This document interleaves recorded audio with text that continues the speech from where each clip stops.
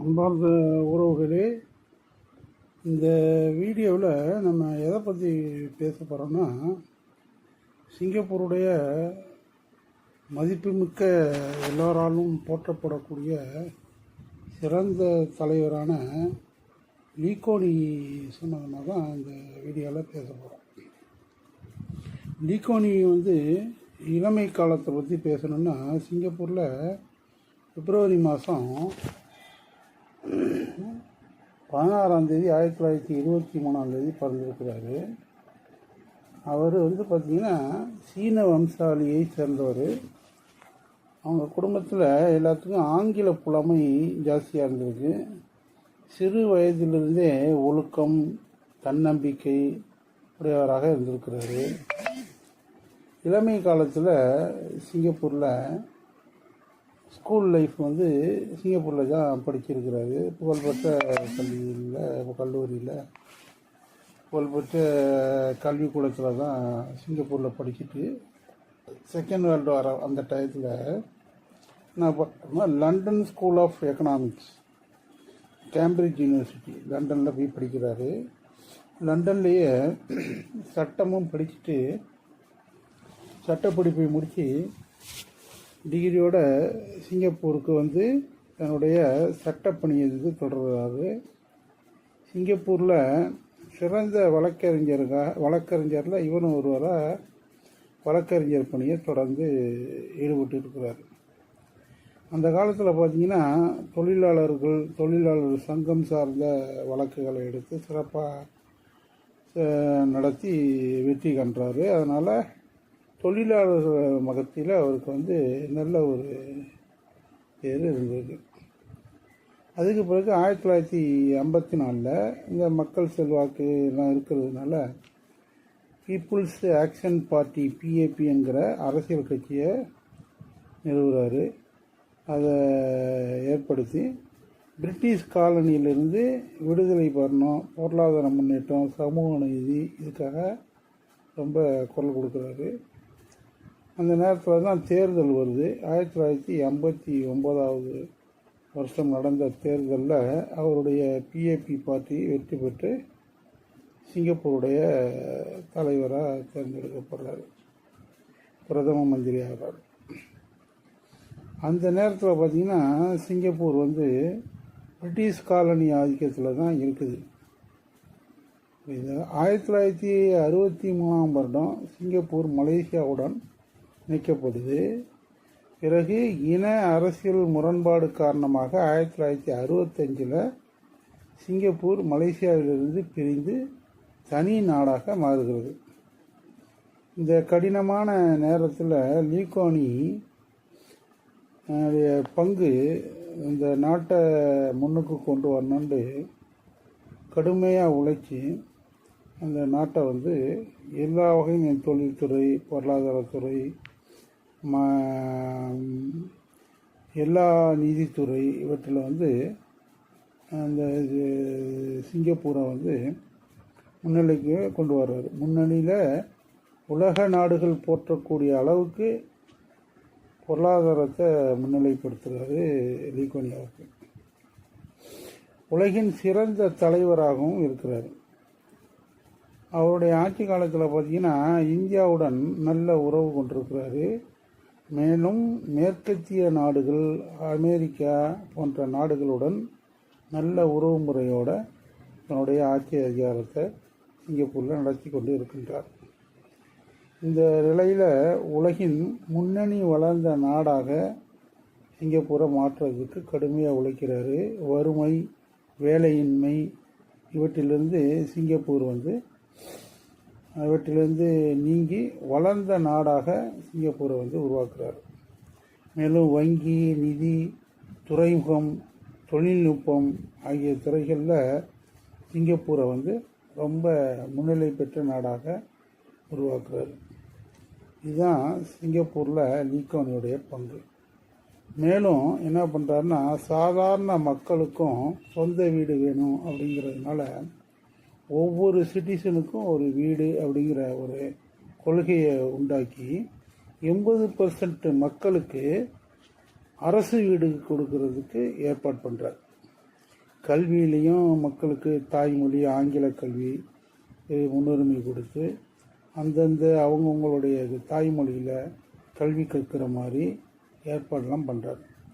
சிங்கப்பூரை பொறுத்த வரைக்கும் ஊழல் பார்த்திங்கன்னா முழுமையாக ஒழிக்கப்படுது. சிங்கப்பூரில் ஊழல் குறைந்த நாடுகளில் ஒரு நாடாக ஊழல் முழுவதுமாக ஒழிக்கப்படுது. லீகோனி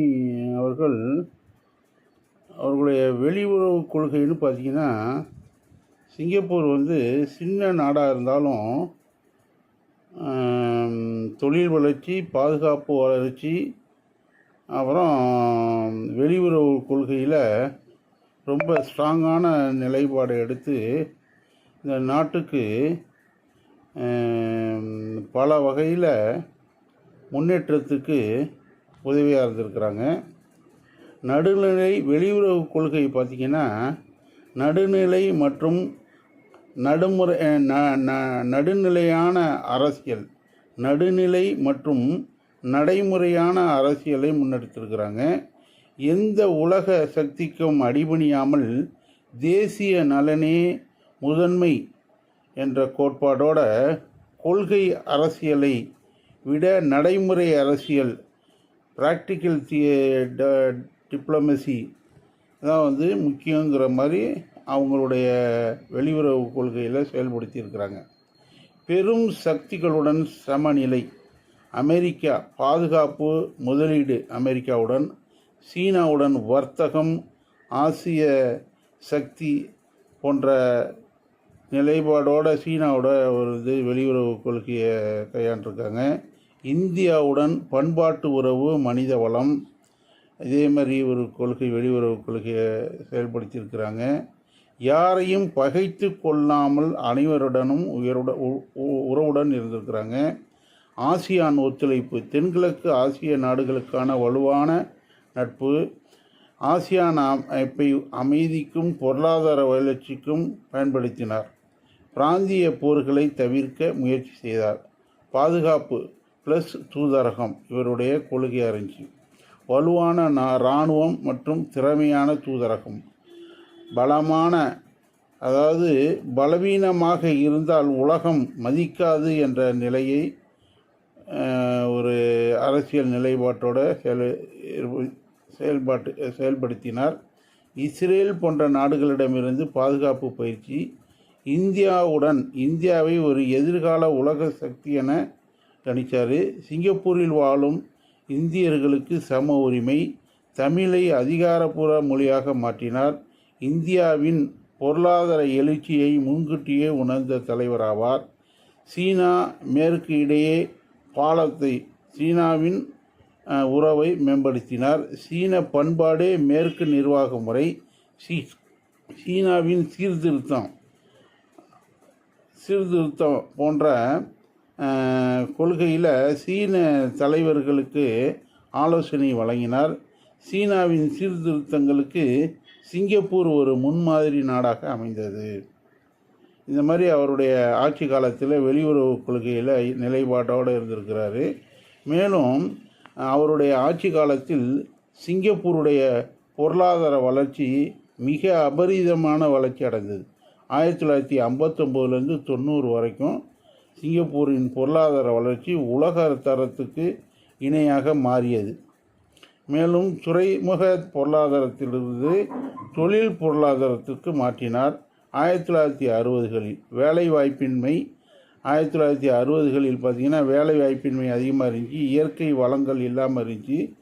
மேலும் இவருடைய ஆட்சி காலத்தில் அந்த வேலைவாய்ப்பின்மை, மறுபடியும் கொள்கை நிலைப்பாடு இவற்றையெல்லாம் மாற்றி அமைத்து சிங்கப்பூரை உலகத்தல வாய்ந்த பொருளாதார நாடாக மாற்றினார். வெளிநாட்டு முதலீடுகளை ஈர்த்தார். தொழில் சம்பந்தப்பட்ட மல்டிநேஷ்னல் கம்பெனியை சிங்கப்பூருக்கு கொண்டு வந்தார். எக்கனாமிக் டெவலப்மெண்ட் போர்டு உருவாவதற்கு முக்கிய பங்காற்றினார். வெளிநாட்டு முதலீடு FDIயை மைய கொள்கையாக கொண்டு அமெரிக்கா, ஜப்பான், ஐரோப்பிய நாட்டு முதலீடுகளை ஈர்க்க காரணமாக அமைந்தார். காரணம் அரசியல் நிலைத்தன்மை, ஊழல் இல்லாத நிர்வாகம், சட்ட ஆட்சி போன்றவற்றின் மூலமாக வெளிநாட்டு முதலீட்டை கவர்ந்தார். தொழிலாளர்கள் ஒழுக்கம். மேலும் சிங்கப்பூர் இன்வெஸ்டர் ஃப்ரெண்ட்லி நேஷனாக மாற்றப்பட்டது. மனிதவள மேம்பாடு, ஹியூமன் கேபிட்டல், கல்வி ப்ளஸ் பொருளாதாரம், கல்வி ஈக்குவல் டு பொருளாதார ஆயுதம் என்ற நிலைப்பாட்டை எடுத்தார்.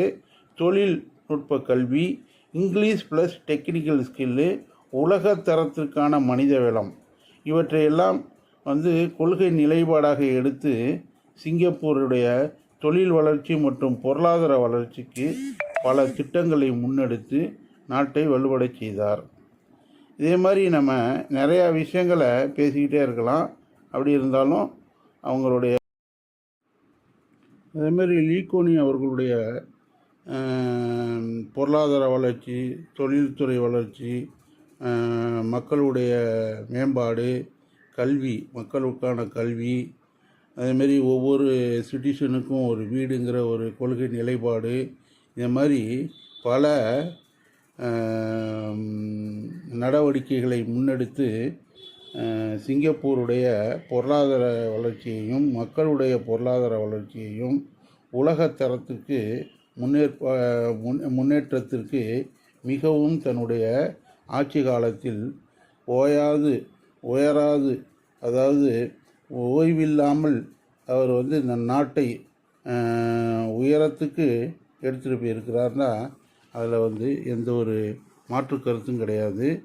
லீ குவான் யூடைய சிங்கப்பூருடைய வளர்ச்சியில் லீ குவான் யூடைய பங்கு மிக மிக முக்கியமானது.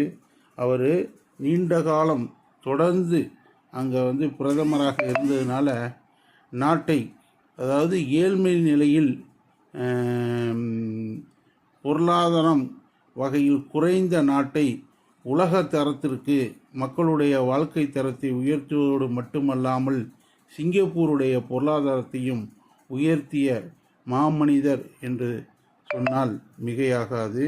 அவருடைய வாழ்க்கையில் அவர் சிங்கப்பூருக்காக செய்த அரும் பணியை இந்த சிங்கப்பூர் மக்களும் சரி, உலகத்தில் உள்ள அனைவருக்கும் நன்று விளங்கும். ஆதலால் லீ குவான் யூ அவர்களை நாம் என்றென்றும் நினைவில் வைத்திருப்போம். அவருடைய பணி சிறக்க நம்மளுடைய சேனல் சார்பாக வாழ்த்துக்களை தெரிவித்துக் கொள்கிறோம். மேலும் இது போன்ற வீடியோக்கள் தொடர்ந்து வர இந்த ஆர்டிவி சேனல், தமிழ் யூடியூப் சேனலை ஃப்ரெண்ட்ஸ் அண்ட் ஃபேமிலிக்கு ஷேர் செய்யுங்கள், லைக் செய்யுங்கள், சப்ஸ்கிரைப் பண்ணுங்கள், தொடர்ந்து ஆதரவு தாருங்கள் என்று கேட்டு இத்துடன் நிறைவு செய்கிறேன்.